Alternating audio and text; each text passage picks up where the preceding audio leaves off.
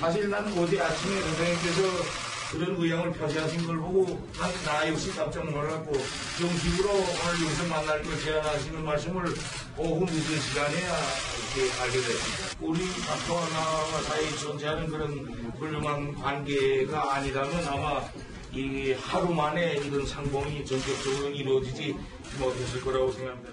When I put out the social media notification, if he didn't show up, the press was going to make me look very bad. 만나주지 않았으면 상당히 민망할 뻔했다. 트럼프 대통령도 뭔가 가슴을 쓸어내리고.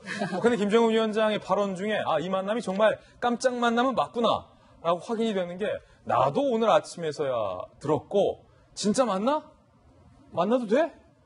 가네? 라는 게 오후 늦게야 알았다라고 본인이 말로 밝혔습니다. 그렇다면 도대체 얼마 동안 언제 이렇게 숨가쁘게 두 사람의 만남이 성사되는지 저희가 시간대별로 꼼꼼하게 한번 체크를 해봤습니다. 함께 보시죠. 지금 둘 다 놀랐어요. 만나자고 한 트럼프 대통령도 정작 만나니까 놀라는 모습. 그제 오전 7시 51분 G20 회의에 참석 중이던 도널드 트럼프 대통령이 트윗을 날린 거예요. 김 위원장이 만약에 내가 날린 이 트위터 메시지를 본다면 DMZ에서 손잡고 인사할 수 있을 것이다. 그럼 만나자라고 먼저 트윗을 그제 오전 7시 51분에 올린 겁니다. 트윗 5시간 뒤에 최선희가 응답을 남겨요. 매우 흥미로운 제안이다. 분단의 선에서 조미순의 상봉이 성사된다면 또 하나의 의미 있는 계기가 될 것. 그러니까 최선희가 요 응답을 하기고 이전까지 북한 내에서 김정은 위원장한테까지 일사천리로 보고가 되고 나서 야, 그게 진짜야 아니야? 한번 운을 띄워봐 라고 한 다음에 다시 내려와서 최선희가 이거 올렸을 거란 말이에요. 그러자 저녁 8시쯤 도널드 트럼프 대통령이 북측의 답변을 받았다 라고 아예 단정적으로 발표를 해버립니다. 같은 시간 청와대 만찬에 이름만 있고 사람이 없어진 사람이 있었어요. 누구냐면 실무로 담당했던 비건. 그 시간에 어디가 있었냐? 북측 인사를 만나서 DMZ에서 두 정상 간의 회동을 급하게 조율했다는 거예요. 밤 10시까지 비건이 못 들어왔다, 숙소에. 그 취재 기자가 이렇게 전언을 하고 있은 만큼 정말로 숨가쁘게 비건이 움직였다. 정상과의 만남을 이렇게 하루에 전날에 벼락치기로 하는 경우는 저도 이례적인 것 같아요. 다음 날인 어제 오후 3시 45분 트럼프 대통령 김 위원장 DMZ에서 만났고 역사적인 악수를 하게 된 겁니다. 박정하 대변인 청와대 계셨으니까 정상 간의 만남을 이렇게 하루 전에 트위터로 해서 만난 경우가 있었는지 역대 아니고 밑에 이제 또 실무선에서 이렇게 뭐 하루 전에 가서 막 어떻게 만나자고 해서 정상회담이 성사된 적이 있었습니까? 저거는 뭐 청와대 국장들 만나는 것도 저렇게 못 만나요. 국장들 저렇게 못 만난다. 보통 지금 뭐 미국, 북한, 그다음에 우리나라까지 세 정상이 다 만났잖아요. 그렇게 되면은 청와대에서 실무적으로 정말 준비를 제대로 하려면은 이거 서너 달 전부터 준비를 해야 되는 거고, 그다음에 저 잠깐의 행사를 위해서라도 저 뭐 그 한 53분 정도 만나고 그다음에 그 넘어갔다 오고 뭐 통해서 한 2-3시간 있다 칩시다.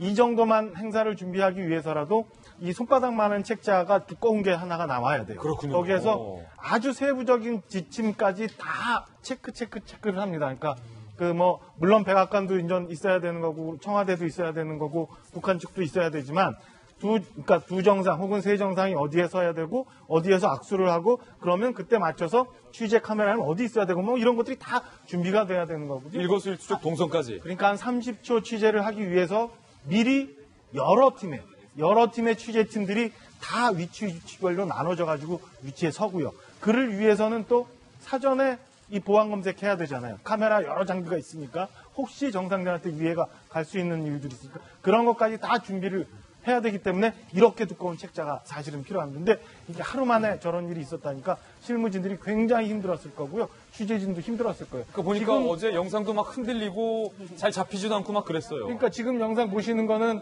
트럼프 대통령이 이제 북한 쪽으로 넘어가서 오는 아주 간단한 첫 장면이니까 저렇게 됐지만 이후에 우리 국민들이 이제 쭉 보셨던 것처럼 어제 시청률이 굉장히 높았다고 하더라고요. 30% 가까이 된 것 같은데 휴일임에도 불구하고 그 장면을 보면은 굉장히 어수선해요. 뭐 대통령 세 지도자가 막 섞여 있고 취재진 그다음에 옆에 경호 뭐 다 섞여 있는데 이런 복잡한 상황이 생길 수밖에 없었던 거는 아무리 잘 챙기려 해도 저렇게 보이는 것처럼 막 엉키잖아요. 무슨 예.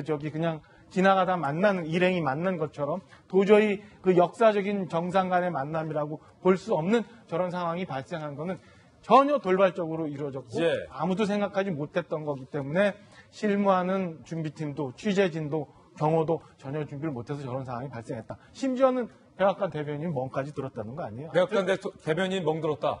그러니까 있을 수 없는 예. 그 일이 그 트위터 한 방으로 그다음에 북한에 바로 또 즉답 뭐 이런 예. 것들로 이루어졌던 것 같아요. 굉장히 준비하는데 어려웠을 거고 상황 자체가 긴박하게 돌아갔었던 것 같습니다. 그러니까 한동안 도널드 트럼프 대통령의 이 뒤통수만 한 5분 동안 보고 있었던 장면이 어제 나왔던 것도 뭐 사전에 조율이 전혀 안 됐기 때문에 그렇다라는 것에 대해서 우리 시청자분들도 아니 화면이 왜 이럴까 궁금하신 분들이 많을 것 같아서 우리 또 박정아 대변인이 경험을 살려서 잘 해석을 해주셨는데 그 말인즉슨 되돌려 보면 보통 청와대 계셨으니까 대통령끼리 우리 대통령과 뭐 미국 대통령이 만나더라도 사실은 뭐 빠르면 몇 달 전부터 실무선에서 다 만나서 두 정상 간의 의제에 대해서 테이블에 무엇을 올릴지도 다 사전에 결정을 하고 한국과 미국 간의 그 의제에 대해서 무엇을 하기로 합의를 한다라고까지 사실은 다 합의를 해놓고 정상이 만나서 그냥 도장만 찍는 이벤트를 하는 건데 어제 이렇게 숨가쁘게 됐다는 것은 만나긴 만났는데 그 실무선에서의 준비나 합의 이런 게 전혀 없었다는 얘기겠네요. 전혀 없었던 거죠. 그러니까 지금 그 트럼프 대통령하고 김정은 위원장이 만났던 53분에 대한 내용이 아직 안 나오고 있는데 사실은 거기서 어떤 얘기가 있었는지 이제 나중에 쭉 확인이 되겠죠. 근데 어제 상황에는 우리가 지금 겉으로 보여지는 거는 그저 북미 간의 교착 상태에 있던 대화 국면이 열린 거고 2, 3주 안에 실무 협상을 하겠다 외에는 나온 게 없잖아요. 그러니까 좀 더 봐야 되겠습니다만 현재까지는 실무적으로 전혀 준비된 게 없어요. 우리 며칠 전에 봤지만은 그 G20에서 일본 아베 총리와 만나느냐 안 만나느냐도 굉장히 오래전부터 준비되고 다 정리가 되고 난 다음에 만나잖아요. 그럼에도 불구하고 이렇게 큰 행사를 저렇게 만났다는 건 정말 파격적으로 이루어진 거고요. 앞으로 이제 가야 될 길이 얼마나 앞으로 이제 제대로 길을 걸어가야지 지금 교착 상태에 있는 북미 대화가 어제 만남을 통해서 그 좋은 결실을 만들어낼 수 있을 거다라는 생각이 듭니다. 그러니까 파격적이고 의미가 있는 만남이긴 하지만 그 안에 어떤 비핵화와 관련된 정말 본질적인 것에서는 아직은 한 발자국도 나아간 게 없다라는 지점인데 문재인 대통령은 과연 어제 뭐라고 얘기했을까요? 문 대통령의 이야기도 한번 들어보시죠.